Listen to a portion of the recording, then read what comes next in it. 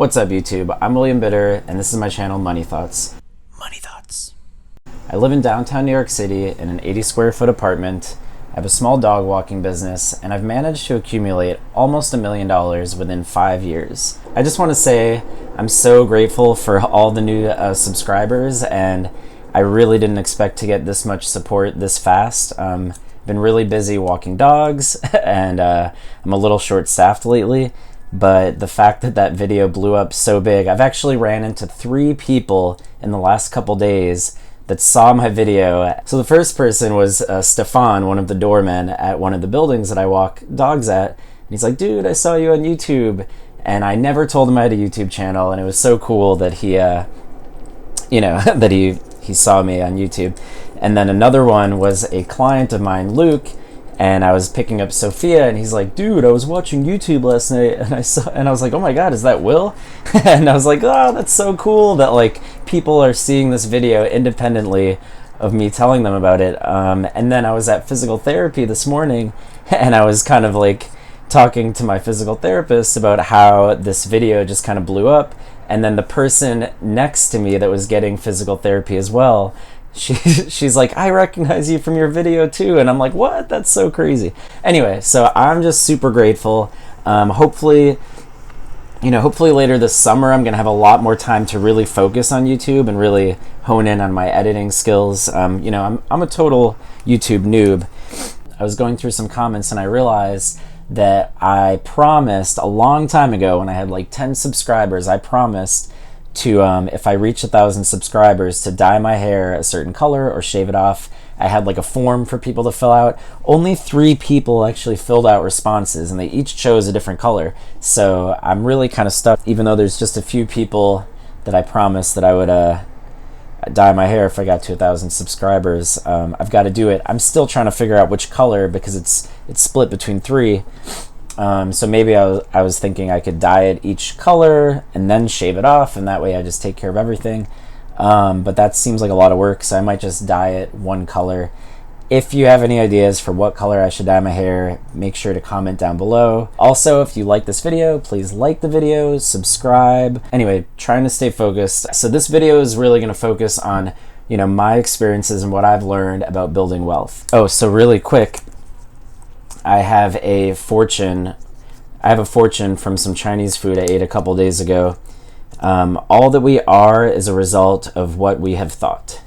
So I don't know if you'll even be able to read this, but I thought that was interesting just because, sometimes even if, you're watching YouTube videos and it's all stuff that you already know, like sometimes just having that reverberation of thought in your mind, just somehow it keeps reverberating until it becomes reality, until you do something about it. So I'm going to talk about 10 strategies that I've learned and used to build wealth in the last 5 years. The first and most important strategy is to define your goals. Building wealth is kind of like a game. You have to define what winning this game is to you and why you want to do it. Without having your own definition of what winning, what's success, how much wealth you want to build and why you want to build it, if you don't define that, then you can easily just fall into the money trap where you keep making and building your wealth more and more, and you never actually reach this point where you can look back and say, wow, I've actually, I wanted to do this and I accomplished this, and you never get to realize that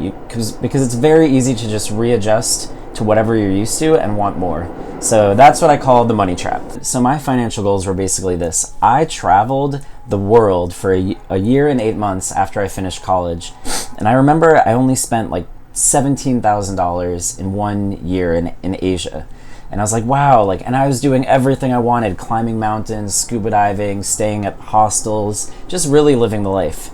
And I basically determined that, the amount of money that I need to do whatever I want in life and be happy was about $24,000 a year. Anything above that is just icing on the cake. And actually, I've gone pretty much my entire life, I've roughly had a budget of around $24,000 a year. Part of that is because I want to save and invest my money, but another part of that is just I really don't need to spend much more than that to be happy. And that's the honest truth. I don't need things. The things that make me happy are financial freedom and being able to kind of do whatever I want with my time, whether that's spend time with friends, family, go rock climbing, go on trips, scuba dive, climb mountains, make YouTube videos, etc. Like whatever, I just want, it's that financial freedom, the ability to do with your time what you please. And to me, most of the time, the things that actually make you happy don't really cost money. And so everyone has their own definition of wealth. So to me, wealth is, if I stopped working today, how many years could I do whatever I want before I have to start working again? If I can have passive income of $24,000 a year for the rest of my life, then I'm done. I can do whatever I want. And after that, of course, I probably will still work to some extent, but I'll be able to work in ways that I'm doing this work because it's something I want to do in the world, as opposed to doing a job because I want to make money. Rather, the main objective of working is to have a fulfilled life versus working to sustain your lifestyle. So 5 years ago, I basically sat down and decided that $500,000 is enough for me to essentially do whatever I want for the rest of my life. I could get further into the math behind why I believe that, but right now I'm just going to continue talking about building wealth. So once you define the reason that you're playing the wealth building game, then you can start looking at the rules of the game. And in order to understand how to win the game, you need to understand a very basic equation. So number 2 is understanding the equation that you need to maximize in order to win the game. Basically, wealth creation equals all your income minus all your expenses. And if you want to break it down a little bit further, wealth creation is basically all your earned income plus your passive income minus all the taxes you pay on your income minus all the expenses that you pay. So that's wealth creation. The equation is very simple, but understanding how to maximize the different portions of the equation, that's the fun part. So once you understand the equation, you can basically hone in on very specific portions of the equation and work on increasing your passive income, increasing your earned income, as well as decreasing your taxes and decreasing your expenses. It's really that simple, right? Number 3 is understanding the rules of the game. So basically, in this capitalist society, we are, the government basically writes the rules for this game that we play to build our wealth. It's kind of, the more you play the game, the more you realize how the system is kind of rigged. Not rigged, but it's, how the system is built in order to, it's a very predictable system. So it's really important, the rules of the game are essentially taxes. So the rules of the game are basically written by the government in the form of like tax codes, tax rules.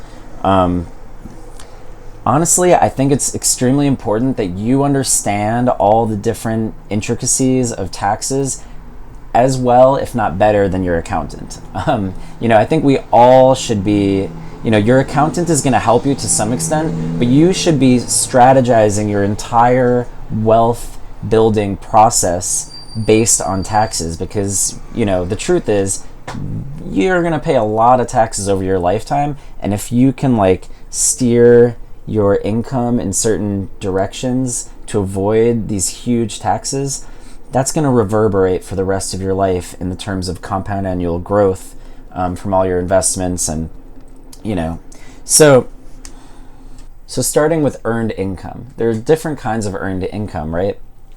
Some of them are taxed more than others. So for example, if I work for someone else, I'm going to pay a pretty high tax rate, 30-40% if I have a job. However, if I have a business, there are a lot of write-offs to be had.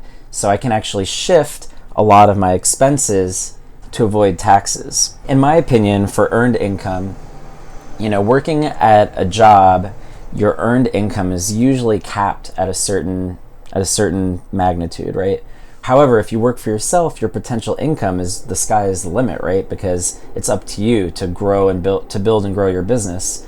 So just in my opinion, starting your own business, even if you're going to start out making a lot less, in the long run, you're going to do a lot better than working for someone else. That being said, everyone is different, but from my point of view, starting a business is much better than working for someone else.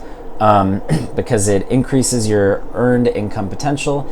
It also allows you to decrease your taxes by shifting a lot of your expenses into untaxed expenses. So this is how I increase my earned income while decreasing my taxes. Expenses is pretty simple. Some of our biggest expenses are like rent and mortgage. So as you can see, living in a tiny apartment, or living in your van, or living with your parents, or living with roommates, these are all ways to really cut down on your expenses, right? And then what I try to do is any possible expense that I can shift over into my business, I do it, right? So if, for example, writing off a portion of your rent as an office, if you use it for business. By the way, I'm not a CPA, I'm not a financial advisor. All of this you need to double check on Google. I'm just a guy on the internet, just a full disclaimer. But anyway, first try to get all your expenses as low as possible.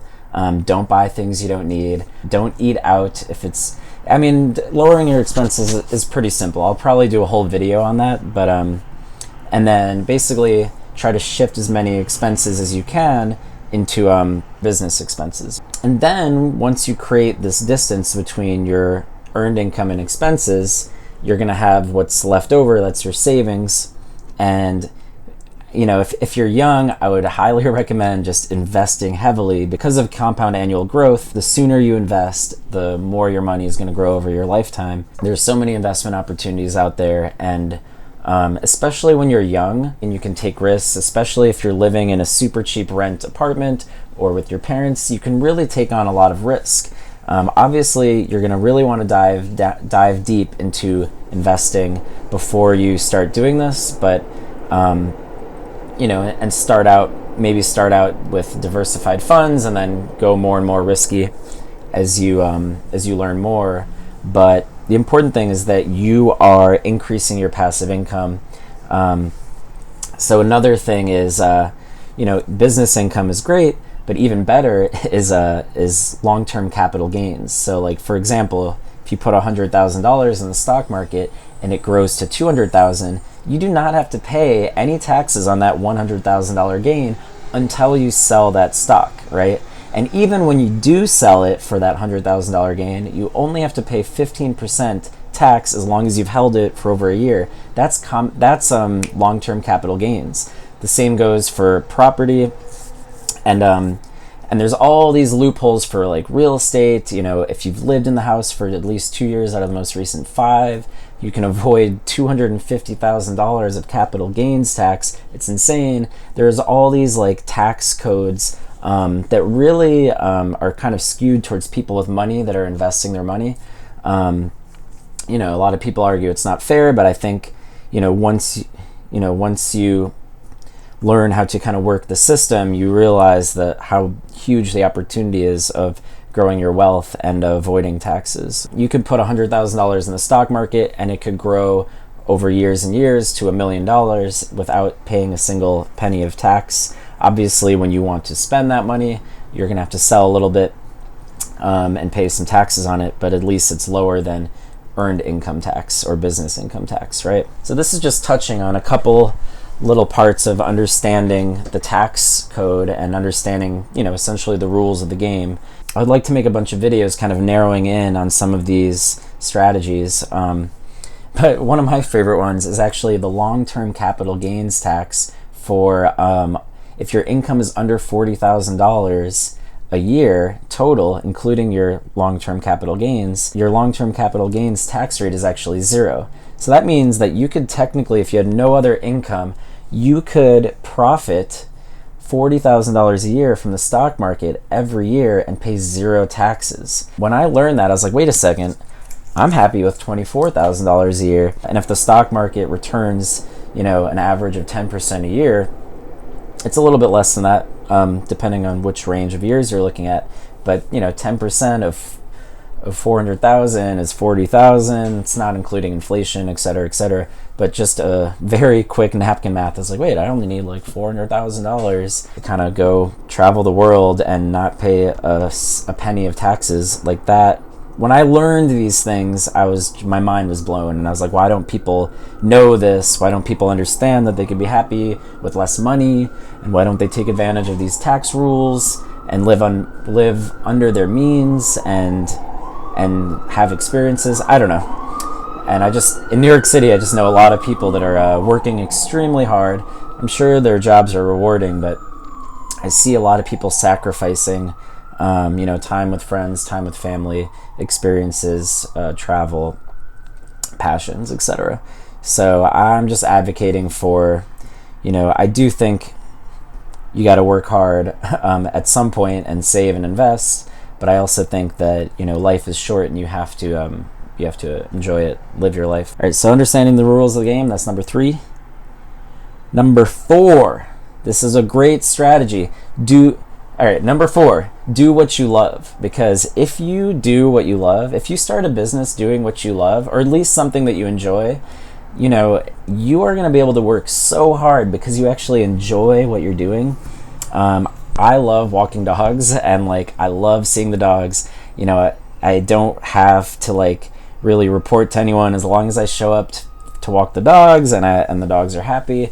Everything is all good, and I love that about my job, and I love having that mental space of just being able to think of other things while I'm walking the dogs, where other jobs I felt like I couldn't even think about who I was as a person or life because I was so focused on my computer screen and trying to figure out a problem or work on my computer. Where walking dogs, I can kind of think about life and enjoy the time with the dogs. So definitely doing something you love. I mean, to be completely honest, if you find a job or start a business doing something you love, you will never work another day in your life. You're retired. You're done. Obviously, there's going to be challenges, but the truth is, us as humans, we want to work. We want challenge. We want to accomplish something. There's no such thing as retirement. It's really just financial freedom and being happy and doing what you love, right? So if you start a business doing what you love, you won. It's this is the best way to win from day one, I'm telling you. And if you do what you love, I think you will work extremely hard and you'll make lots of money, even if it doesn't happen at first. So this is my opinion. Number 5 is invest. A lot of people are scared to invest. They see, I think people are very fear-based. Elon Musk said it really well. He said, people don't take enough risks. You only live once. You have to take some risks. And usually the reward for your risks is much better. The potential risk if all things fail. It wasn't until about 5 years ago that I started having a significant income coming in to invest real money, big money, I guess you would want to call it. Before, I was just investing a few $1,000s, maybe $5,000. When I was much younger, but I was able to really start shoveling money into the stock market within the last 5 years. So investing is really the best way to allocate all your money. You should really focus on not buying liabilities, not buying things that depreciate, not buying things that cost money to maintain, but really try to put every one of your dollars into an asset that's going to make you money and grow over time. It's unbelievable how over time, the way exponential growth works, it's, if something doubles every 10 years, then it's, and that's, if something doubles every 10 years, then, you're looking at 40xing your money within your lifetime, right? I think I made that video. So definitely save and invest your money. That's the whole premise of this channel, I suppose. So number 6, learning how to be happy with less. So this is another kind of instant retirement tip. If you can just learn how to be happy with what you have right now, I mean, you're basically there. You've reached retirement. If you're happy with your job and you're happy with your income, then boom, you're happy. Everything's good. So just learning how to be happy with less. The whole Buddhist thing is just you don't really need anything to be happy, right? Happiness comes from within. So I think really honing in on that and just, obviously there's certain dire situations where people are actually hungry or have there's a lot of situations where I don't want to belittle the fact that, people are in extreme poverty and, telling someone like that to be happy with less is kind of an insult, but I think a lot of people are in a place where they have enough to be happy with what they have, and I try to, like, you know, a lot of people look at this and they think, oh my God, he must be miserable in such a small space, and you know, the truth is I'm happy. I'm actually really happy with what I have. And if I wanted more, if I felt like I needed more to be happy, I could easily have a larger place, but I'm happy with this. And I kind of like the game of, you know, building wealth more than having a larger apartment. So yeah. So number 7, play the game hard. You know, you can't succeed by just sitting at home playing video games unless you go on Twitch and you live stream all your content, you know, but either way, you're going to have to put in some work to, you know, to kind of make it, to build wealth.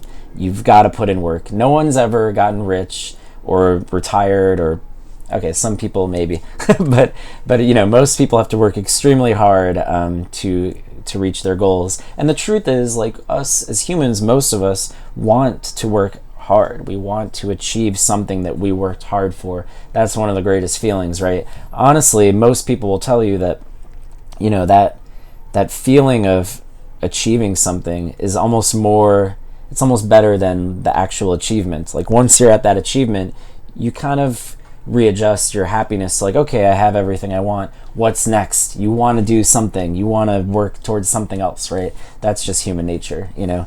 And some people would say, you know, we're never happy with what we have, and that's true. And that's why I think it's really important to be happy with less, be happy with what you have, and then of course strive for more, because that's the whole fun of life, right? Is you know, striving, working towards some achievement, some goal. So yeah, work hard. Number 8, don't stop learning new tricks. There's so much information out there. You know, every time I think I know everything, I realize there's so much I don't know. And so, you know, just always keep searching for more and more ways to maximize efficiency in life and your relationships and your business and tax savings. I mean, there's just infinite room for improvement. So yeah, really, it's just don't stop learning, don't stop improving, don't stop striving to be better. So number 9 is don't get caught in the money trap. The money trap is where you keep making more and more money and you keep spending more and more money, and you never actually build any wealth. And what happens is, you know, if you ever lost your job, you would be kind of screwed, right? So especially if you keep buying liabilities instead of assets. So just make sure that, you know, the way I've done it is, as I've made more and more money, I literally haven't changed anything about my lifestyle. I'm happy with my lifestyle. Making more money to me is just more saving and investing for future financial freedom. I'm honestly just happy the way that I live, so there's no reason to spend more money. However, you will get to a certain point where, you know, it might make sense to spend a little bit more money, and that's totally fine, you know, of course. But if you're in that stage of life where you're really trying to build wealth, you know, keep your expenses constant, and as your income goes up, don't get caught in the money trap. Spending more money will almost never make you happy, and that's not always true, but in general, like, the more money you spend, it's not necessarily going to make you happier, I promise. Number 10 is just enjoy the journey. You know, life is hard. There's ups and downs. There's successes and failures, you know. But if you can't kind of enjoy every single aspect of the journey, when I say enjoy, I use that term loosely, but you really just, this is life, you know, like, we appreciate things because things are hard. We appreciate being happy because we've been sad. You know, so if you can kind of just really enjoy, it's like a roller coaster, you just enjoy the ride, right? Enjoy the journey. I think this is the key to happiness, the key to building wealth, the key to not getting discouraged. Oh yeah, so a lot of you guys probably clicked into this video because you are wondering how I went from $20,000 to $1 million. So the truth is, I don't quite have $1 million of net assets yet. I do have a little over $1 million of assets that I've accumulated over the last 5 years, starting with $20,000. But my net assets are still a little under $1 million, probably riding around like 700, 750,000. So they're not quite there yet, disclaimer.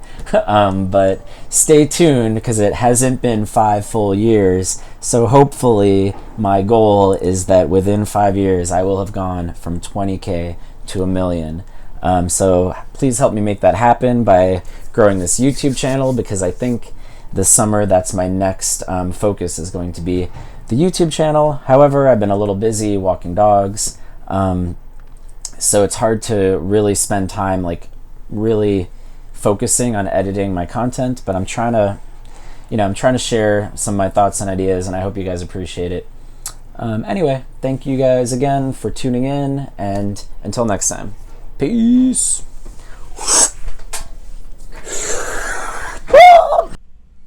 Money thoughts. Save and invest your money.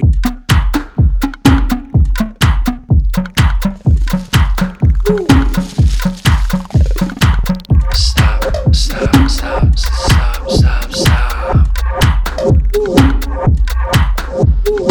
Stop, stop, stop, stop, stop, stop, stop, stop, stop, stop.